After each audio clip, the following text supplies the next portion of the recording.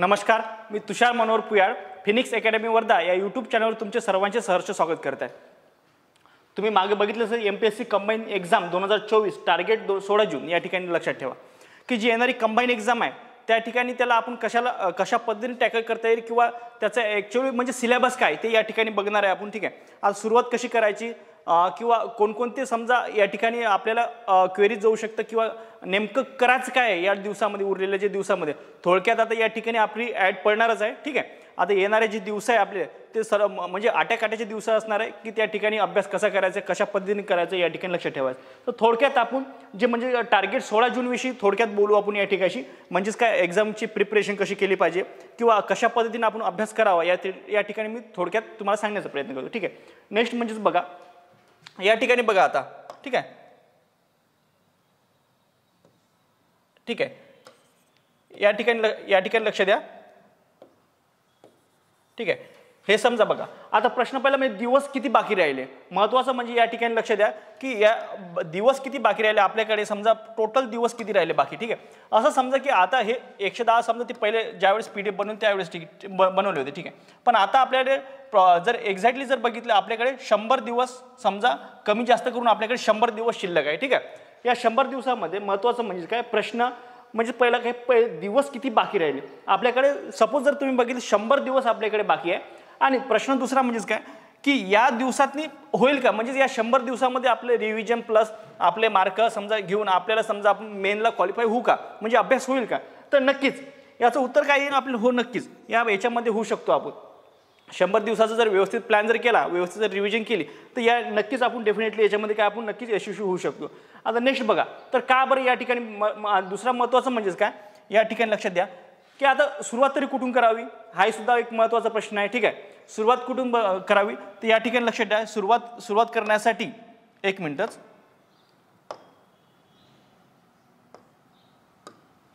बघा सुरुवात करण्यासाठी काय सुरुवात कुठून करावी हा एक महत्त्वाचा प्रश्न सर्वांना पडला आहे की नाही। आज 100 दिवस आपल्याकडे बाकी राहिले, किती राहिले 100 दिवस। आपण समजा याचं नियोजन कसं करायचं काय म्हणजे नेमकं सुरुवातच कुठून करायची व आज आपल्याला सुरुवात करायची आणि सुरुवात कुठून करायची बघा।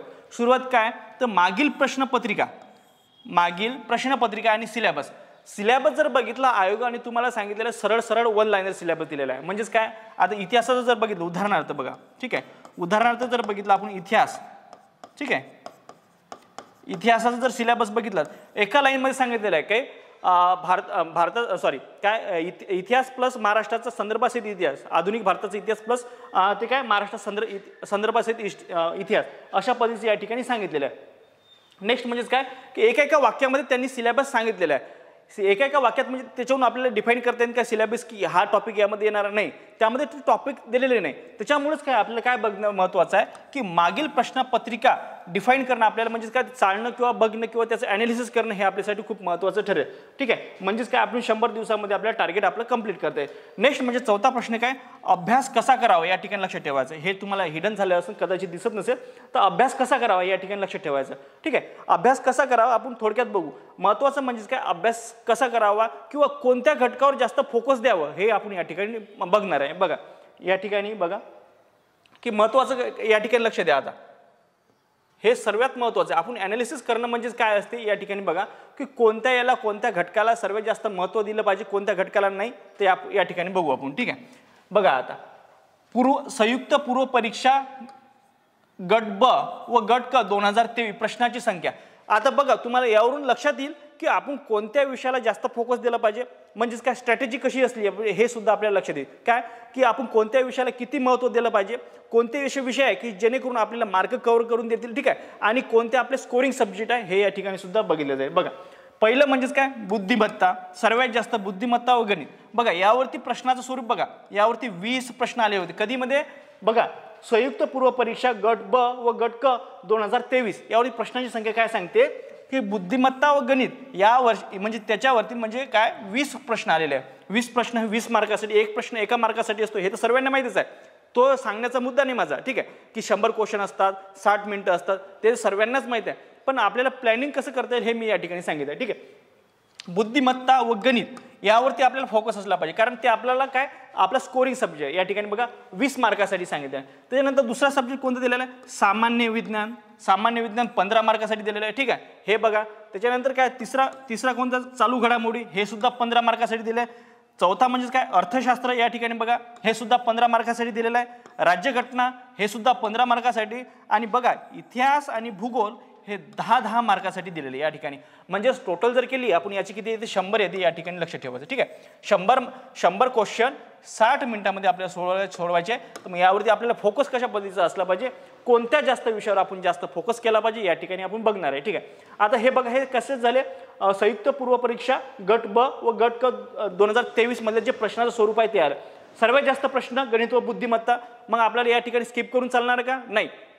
या ठिकाणी तुम्हाला बुद्धिमत्ता आणि गणित या विषयावरती सर्व फोकस दिला पाहिजे, ठीक आहे. दिवसातला जवळपास 2 ते 1.5 तास जरी 2 तास किंवा 1.5 तास जरी दिला ना सफिशियंट आहे त्याच्यामध्ये, ठीक आहे.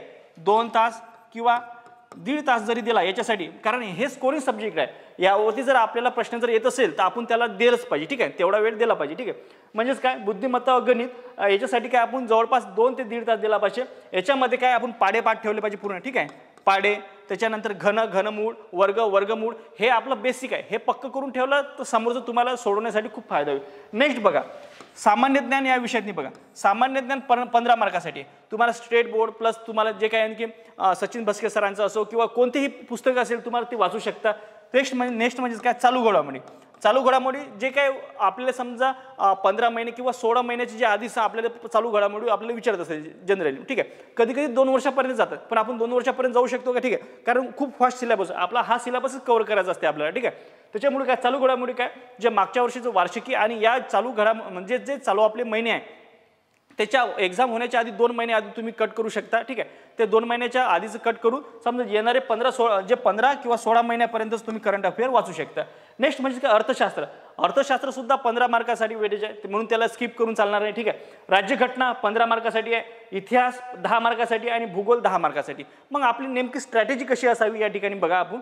आता महत्त्वाचं म्हणजे आपण बघा की याच्यासोबतच आपल्याला मुख्य परीक्षेची सुद्धा तयारी करता येईल का, कारण आपण समजा प्लॅनिंग करून जर आपण केलं तुम्ही तर नक्की पास होणारच, ठीक आहे. पण मुख्य परीक्षा मग याच्यामध्ये काय आपल्याला बरं याच्यामध्ये बघू आपण म्हणजे याचं प्रश्नाचं स्वरूप कसं राहील, ठीक आहे. म्हणजे याच्यावरून तुम्हाला म्हणजे अभ्यास करण्याची दिशा मिळून जाईल, ठीक आहे. सांगण्याचा उद्देश काय अभ्यास कसा करता येईल आपल्याला अशा पद्धतीचं प्लॅनिंग तयार करते आपण, ठीक आहे. या ठिकाणी बघा बुद्धिमत्ता, ठीक आहे. बुद्धिमत्ता व गणित या ठिकाणी किती 22 प्रश्न आले कधी मेनमध्ये, ठीक आहे.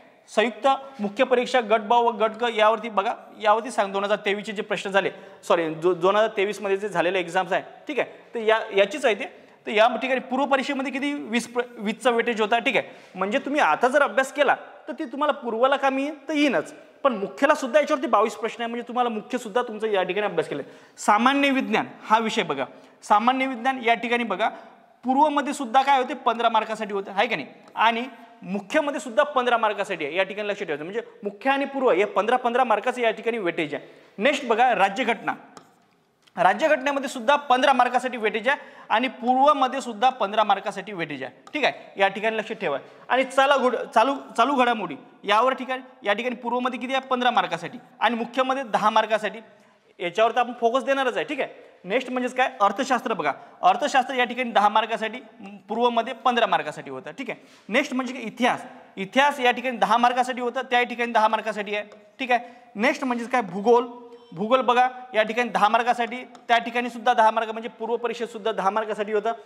बघा आणखीन 2 यामध्ये आणखीन विषय ऍड केले. माहितीचा अधिकार 2005 या ठिकाणी 2 क्वेश्चन आले या ठिकाणी आणि महाराष्ट्र लोकसेवा हक्क अधिनियम 2015 या ठिकाणी यावरती 1 प्रश्न आले. अशा पद्धतीचा प्रश्न येऊन गेलेले मागच्या वर्षी.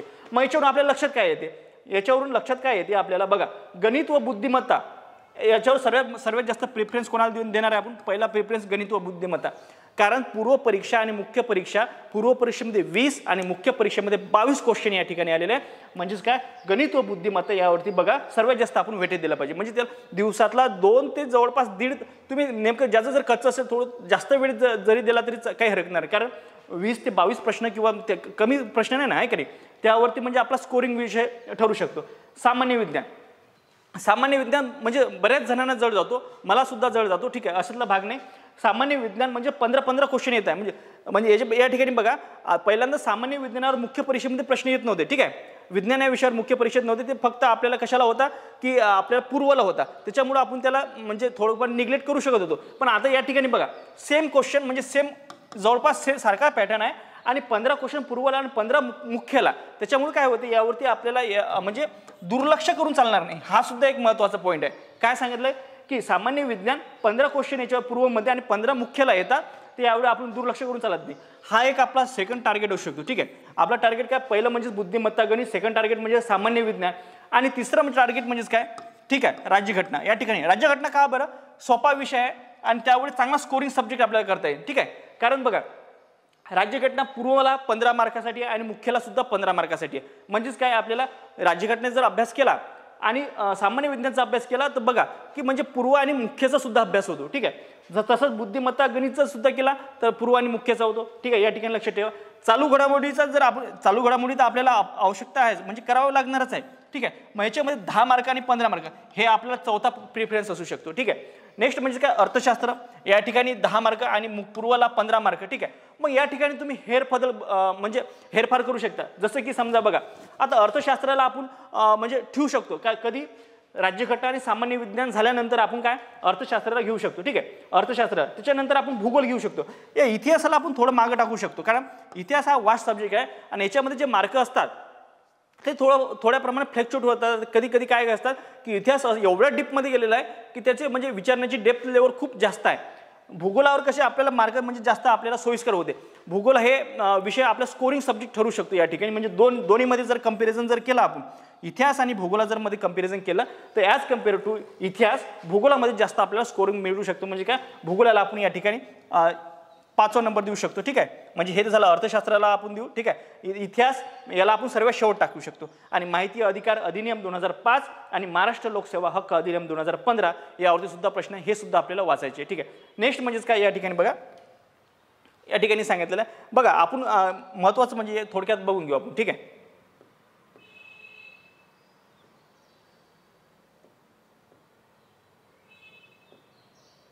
हां, एक मिनिट लक्षात ठेवू आपण की बघा, महत्त्वाचं झालं काय, आपल्याकडे गणित आणि बुद्धिमत्ता.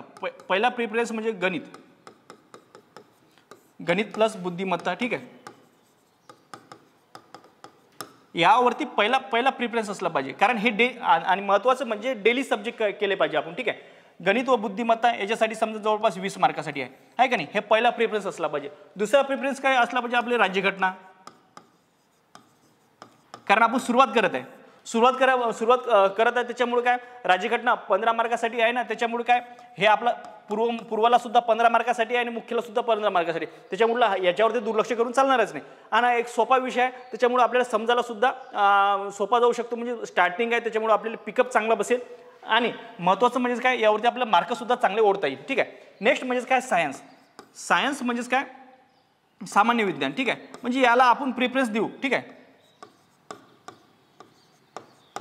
आपण याला 3ऱ्या नंबरवर टाकू शकतो. ठीक आहे, हे सुद्धा 15 मार्कासाठी आहे. ठीक आहे, 15 मार्कासाठी आहे. मग आता उरले काय आपल्याला अर्थशास्त्र. ठीक आहे, 4 नंबरवर आपण त्याला अर्थशास्त्र टाकू. हे सुद्धा किती 15 मार्कासाठी आहे. ठीक आहे, आपले 4 सब्जेक्ट झाले. त्याच्यानंतर आणखीन आपले 15 मार्कासाठी कोणतं, हां महत्त्वाचं म्हणजे डेलीमध्येच काय 5व्याला आपण समजा, पण हे डेलीमध्ये येणार कोणते, गणित आणि हे आपले समजा चालू घडामोडी. ठीक आहे,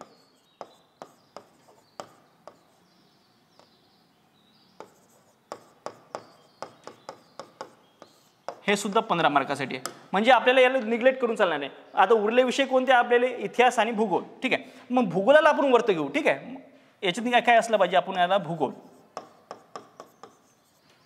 भूगोलाला म्हणजे 10 मार्क. म्हणजे भूगोलाला का बरं आपण वरती घेतलं, कारण त्याच्यामध्ये आपला स्कोरिंग विषय आहे तो. ठीक आहे, यामध्ये स्कोरिंग घेऊ शकतो. आणि 7वा म्हणजे आपण या इतिहास याला इथे टाकू. ठीक आहे, इतिहास हा सुद्धा 10 मार्कासाठी येतो. अशा टोटल जर केली तर आपल्याला 100 मार्काचा आपल्याला वेटेज अशा पद्धतीने, म्हणजे आपण अशा पद्धतीचा प्लॅन करू शकतो. थोडक्यात जर बघितलं म्हणजे तुमचा प्लॅन वेगळा असू शकतो. नाही, ठीक आहे, तुम्ही पहिले सामान्य विज्ञान किंवा कोणतं समजा अर्थशास्त्र घेऊ शकतात, हे म्हणजे तुमची मर्जी. पण सांगायचं तात्पर्य म्हणजेच काय, आपण जर सुरुवात जर केली बघा, गणित बुद्धिमत्ता जर याच्यातलं बघितलं, चालू घडामोडी आणि गणित बुद्धिमत्ता हे तर आपल्याला डेली करायचे. ठीक आहे, डेली म्हणजे दररोज. ठीक आहे, हे दररोजच करायचे विषय आपल्या. ठीक आहे, म्हणजे चालू घडामोडी आणि गणित व बुद्धिमत्ता हे झाले. त्याच्यानंतर राहिले कोणते राज्यघटना राहिलं, सामान्य विज्ञान, त्याच्यानंतर अर्थशास्त्र, भूगोल आणि इतिहास. हे 5 जे विषय आहे ते याला तुम्ही तुमच्या सोयीनुसार जे काय आहे समजा दिवस किती द्यायचे किंवा काय किंवा जे काय आहे समजा जेवढे काही दिवस उरतील समजा त्या ठिकाणी तुम्ही डिव्हाइड करू शकता याच्यामध्ये. ठीक आहे, 15 3 75 असे होतात तुमचे दिवस. म्हणजे काय 15 जर या ठिकाणी समजा 15 जर दिवस दिले बरेच चांगल्या पद्धतीने तुमचे कव्हर होऊ शकतं. त्याच्यामधले उरलेल्या दिवसामध्ये तुम्ही रिव्हिजन प्लस टेस्ट सिरीज तुम्ही या ठिकाणी लावू शकता. ठीक आहे, अशा पद्धतीचं. आणि थोडक्यात म्हणजेच काय या ठिकाणी बघा, हां महत्त्वाचं म्हणजेच काय या ठिकाणी थोडक्यात सांगतो. ठीक आहे, आता सुरुवातीलाच काय करायचं आपण की मागील जे प्रश्नपत्रिका असते त्या प्रश्नपत्रिका फक्त बघा. म्हणजे ॲनालिसिस म्हणजेच काय खूप त्याने डीप जाऊन त्याचे उत्तर म्हणजे ॲक्च्युली त्याच्यावरती मग नेक्स्ट प्रश्न कसा येईल अशा याच्या भानगडी पडू नका. सध्या काय परिस्थिती आपली कशी विन विन सिच्युएशन आहे आपल्याकडे. ठीक आहे, मागील प्रश्नपत्रिका बघताना काय करा त्याचं उत्तर काय आहे. ठीक आहे, उत्तर काय आहे आणि तो कोणत्या पॉईंटवर विचारलाय फक्त यावरती फोकस करा. मागील जे प्रश्नपत्रिका आहे याच्यामध्ये काय बघायचं आहे आपल्याला, प्रश्न कशा स्वरूपाचा आला आणि कोणत्या टॉपिकवर आला ते टॉपिक आपल्याला महत्त्वाचं आहे. ठीक आहे, कारण त्या टॉपिकवर नेक्स्ट सुद्धा अशा पद्धतीचं किंवा त्याच्या दुसऱ्या पद्धतीचा प्रश्न विचारला जाऊ शकतो. ठीक आहे, आयोग जवळपास तेच टॉपिक निवडतात आणि त्याच्या डीपमध्ये चालले जातात. ठीक आहे, नेक्स्ट म्हणजे मागील प्रश्नपत्रिका त्यासाठीच वाचायचे आपले, कारण आपल्याला डेफिनेटली सिलेबस नाही आहे ना. ठीक आहे, त्याच्यामुळे महत्त्वाचं म्हणजे काय दररोज करायचे विषय कोणकोणते, गणित व बुद्धिमत्ता, चालू घडामोडी, हा तर विषय दररोज करायचा आहे. ठीक आहे, काय सांगितलेलं आहे मागील प्रश्नपत्रिका बघणे, त्याच्यानंतर काय गणित व बुद्धिमत्ता आणि चालू घडामोडी हे महत्त्वाचे जे आपले 2 आहे ते टॉपिक 2 दररोज करणे. तिसरं म्हणजेच काय मार्क जास्त असणारे विषय कोणकोणते, राज्यघटना जे की आपण सांगितलं 15 मार्कासाठी आहे, अर्थशास्त्र जे की आपण 15 मार्कासाठी, आणि सामान्य विज्ञान जे की आपले 15 मार्कासाठी. हे म्हणजे काय जास्त मार्क असणारे यावरती आपण सर्वात जास्त फोकस असला पाहिजे या 3 विषयावरती, कारण हे आपल्याला जास्त मार्क देणारे विषय जसे की राज्यघटना, आणि याच्यावरती राज्यघटनेवरती स्कोरिंगही चांगला मिळतो. आणि तसेच सामान्य विज्ञान हालाकी याच्यावरती फ्लक्च्युएट होऊ शकतो पण आपल्याला हे टार्गेट करण्याचं आहे कारण याच्यावरती मेनमध्ये सुद्धा प्रश्न येतात. ठीक आहे, म्हणजे त्याला आपल्याला सोडून चालणार आहे का नाही. त्याच्यानंतर अर्थशास्त्र सुद्धा 15 मार्काचं वेटेज आहे. नेक्स्ट म्हणजेच काय आता कमी मार्क असणारे विषय कोणते, कमी मार्क असणारे म्हणजे भूगोल आणि इतिहास, यावरती 10 आणि यावरती सुद्धा 10 मार्काचं वेटेज आहे. मग आपण इतिहास आणि भूगोलमधलं भूगोलाला चॉईस केलं आहे की नाही, कारण त्याच्यावरती जास्त आपल्याला स्कोरिंग मिळू शकतो आणि इतिहासाला सुद्धा आपण घेणारच आहे म्हणजे रिव्हिजन. त्याच्यानंतर आपल्याला काय उरलेल्या दिवसामध्ये जे काय समजा 15 जरी तुम्ही हे दिले किंवा कमी जास्त करून आपण 75 दिवसामध्ये जरी सिलेबस तुम्ही कव्हर करून घेतला आणि उरलेले जर तुमच्यापाशी 25 दिवस राहतात. ठीक आहे, या दिवसामध्ये टेस्ट सिरीज, प्रश्नाचा सराव आणि रिव्हिजन प्लस हे जर केलं तर डेफिनेटली तुमचा जो स्कोर आहे तो चांगला येईल. म्हणजेच काय तुम्ही मेनला क्वालिफाय होईल. आपल्याला मेरिटमध्ये यायचंच नाही आहे. ठीक आहे, मेरिटमध्ये जर तुम्ही संभाव्यता जर आले तर खूपच छान. ठीक आहे, त्या पद्धतीने तुम्ही प्रयत्न कराच. पण जनरली काय होते आपल्याला जनरली जो आपलं टार्गेट म्हणजे महत्त्वाचं जे टार्गेट किती असलं पाहिजे 60पेक्षा जास्त असलं पाहिजे. ठीक आहे, 60पेक्षा किंवा 65 प्लस असले तरी म्हणजे 60 प्लस असलं तरी खूप छान. 60 प्लस असेल तर खूप छान पद्धतीचं ते टार्गेट होईल. म्हणजे काय की तुम्हाला परीक्षेला चांगल्या पद्धतीने म्हणजे मेनला तुम्हाला सर्व परीक्षेला क्वालिफाईड होऊ शकतं. ठीक आहे, 60 प्लस असलं म्हणजे तुमचं जो कॉन्फिडन्स लेवल आहे तो खूप छान पद्धतीने राहू शकतो. आपण 70 प्लस किंवा 80 प्लस जर ठेवलं ते खूप मोठं होईल. त्याच्यामुळे काय आपलं पूर्ण जे ढाचा आहे ते डडमगून जाईल. ठीक आहे, त्याच्यामध्येच काय 60 प्लस आपलं टार्गेट असलं पाहिजे. महत्त्वाचं म्हणजेच काय आणि अशा पद्धतीने जर तुम्ही अभ्यास केला तुम्ही तुमच्या पद्धतीने समजा हे करू शकतो. माझं म्हणजे हे सांगण्याचं तात्पर्य म्हणजेच काय अशा पद्धतीचं तुम्हाला पॅटर्न येत आहे बाबा आणि अशा पद्धतीने तुम्ही म्हणजे अशा पद्धतीने तुम्ही त्याच्यावर फेरफार करू शकता. तुम्हाला हालाकी तुम्हाला कोणते विषय घ्यायचे हालाकी तुम्ही भूगोलही पहिल्यांदा घेऊ शकता. असं काही नाही की माझं म्हणणं नाही की मी तुम्हाला फक्त एक स्ट्रॅटेजी सांगत आहे वरची एक पडताळणी करून जे समजा जे मी बघितलं समजा आतापर्यंत जे विषयातनी कशा पद्धतीने क्वेश्चन येतात किंवा कशा पद्धतीचे प्रश्न येतात जे बघितलं ते मी या ठिकाणी फक्त तुम्हाला सांगण्याचा प्रयत्न केला थोडक्यामध्ये. आणि तुम्ही आपापल्या म्हणजे सोयीनुसार किंवा आपापल्या हे याच्यानुसार की वेळेनुसार किंवा कशा पद्धतीचं याच्यावर नियोजन करायचं ते तुम्ही म्हणजे स्वतःचं सुद्धा नियोजन करू शकता. ठीक आहे, या म्हणजे किती वेळ कोणाला द्यायचा हे वैयक्तिक स्वतःचा प्रश्न आहे. तो तुम्ही वैयक्तिकरित्या प्रत्येकजण डिफाईन करा की कोणत्या विषयाला किती विषय द्यायचा. कारण कोणाचा मला सांगता येणार नाही कोणाचा विषय किती स्ट्रॉंग आहे का नाही. त्याच्यानंतर बघा हा विषय झाला याचे तुम्ही स्क्रीनशॉट घेऊ शकता. ठीक आहे, कदाचित माझा हे छोटासा प्रयत्न नक्कीच तुम्हाला आवडला असेल जे समजून सांगितलं. तर तुम्हाला जर कमेंट बॉक्समध्ये आणखीन काही जर सुचवायचं असेल तुम्ही सुचवू शकता किंवा याच्यामध्ये काही चुका झाल्या असतील तर तुम्ही ते सुधारू शकता. ठीक आहे, तर या ठिकाणी मी इथेच थांबतो. जय हिंद, जय महाराष्ट्र, धन्यवाद.